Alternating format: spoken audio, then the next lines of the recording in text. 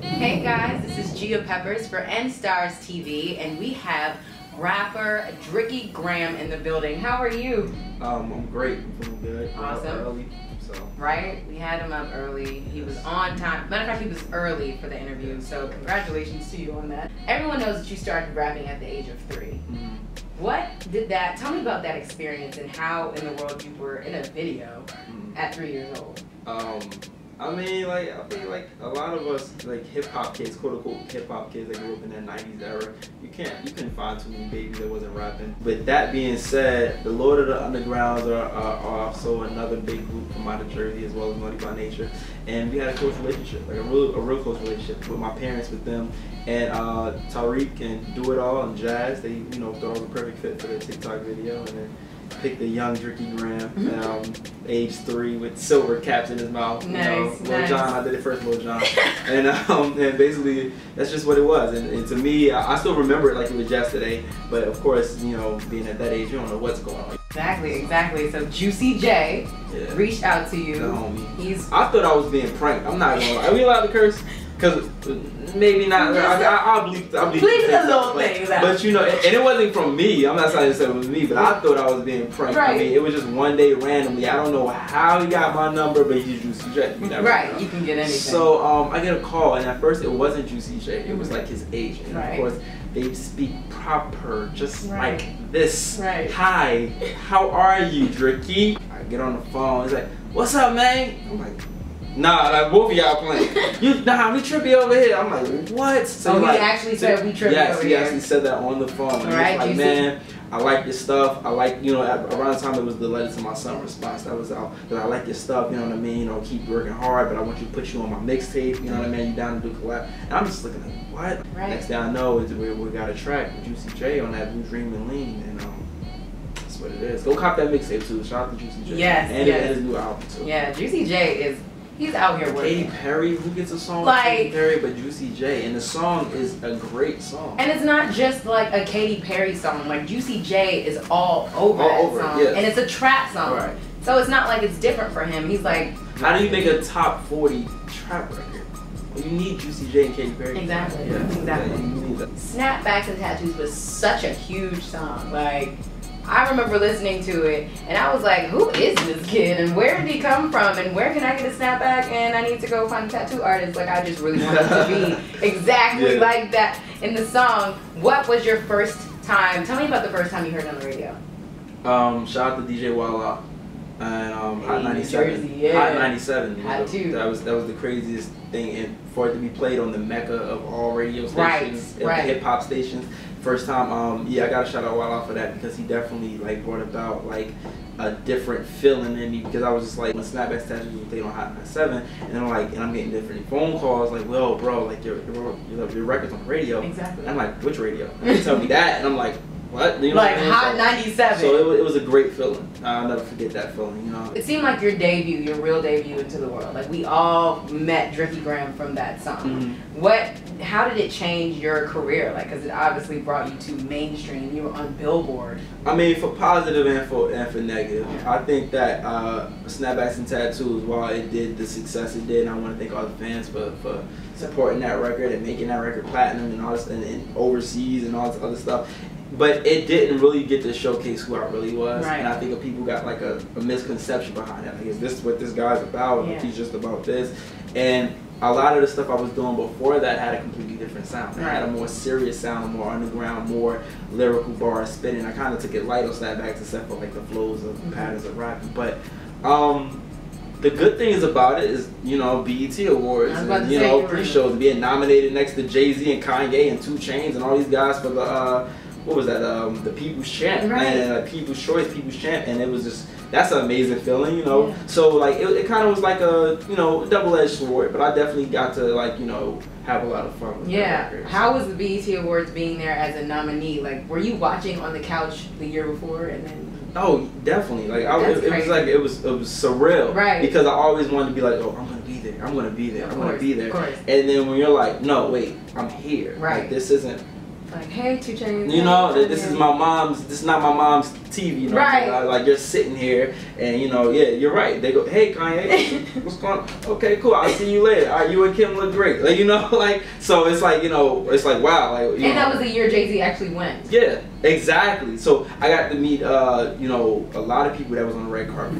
You've had the opportunity to meet some great people in this industry already. Do you think there has been any big advice that's really stood out to you and is going to help you in this next chapter of your career? RZA. Wow. Wow. And it was the most impactful because RZA actually pulled me to the side, away from the cameras, away from the red carpet. Pulled me to the side. He said, I still think about the verse, your original verse that you did for the BET Cypher. And you stood out to me. And I was amongst people like A$AP Rocky, Joey Badass, and Angel Hayes, and Charles Gambino. And I'm not taking nothing away from those artists. But this is a real fact. Like, he pulled me to the side. He was like, I'll still think about that. And if you have that same energy and that same consistency and your grind and your hustle, you're on your way to the top.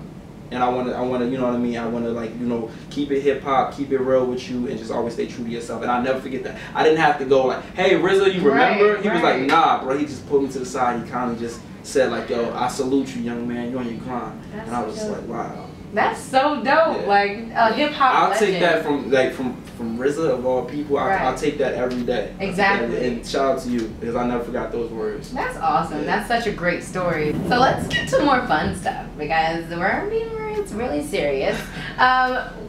You posted a picture of Nicki Minaj the other day.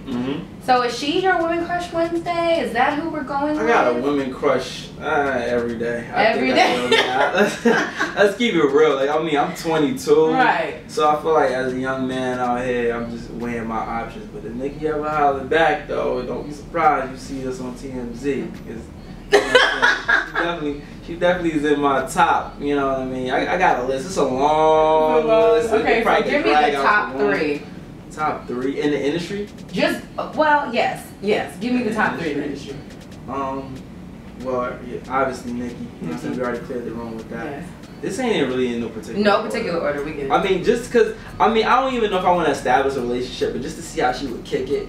Just to kick it, because everybody talking about it, I would say Riri. You know what I mean? I would say Rihanna. She seems so cool. You know what I'm saying? Down to earth. I'm not saying that anything gotta happen. I'm just saying, like, just to, you know what I'm saying, kick it, whatever. And three, everybody know I've been, you know, I love to get on.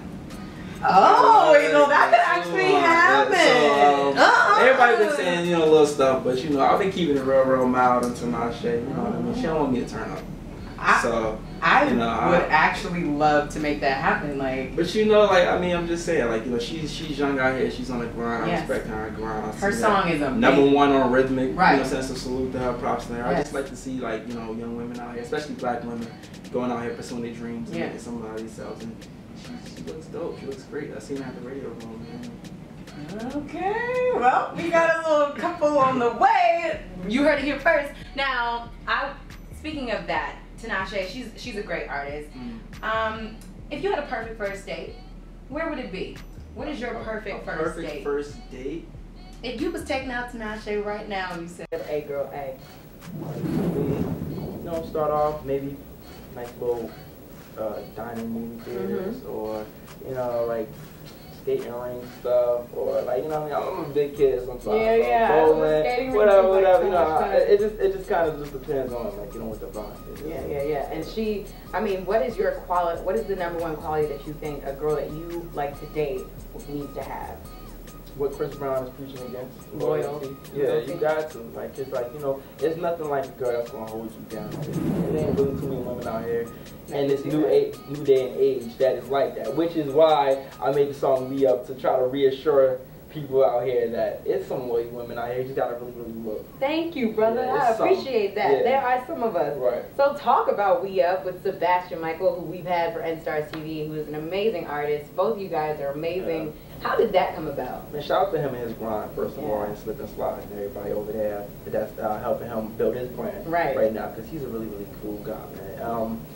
You know what? I think that I had wrote the record originally. The Sebastian collab actually came through from the label. Okay. But what was so different is it wasn't one of those weird vibes. It was like, we're going to sit you in a room, and whatever y'all come up with. It was like, you know what? I like to research people I'm going to work with. Yeah. So I researched, and I was like, oh, he has to work with Wale. Right. I see he's doing his thing over here. The guy can play. He's really gifted musically.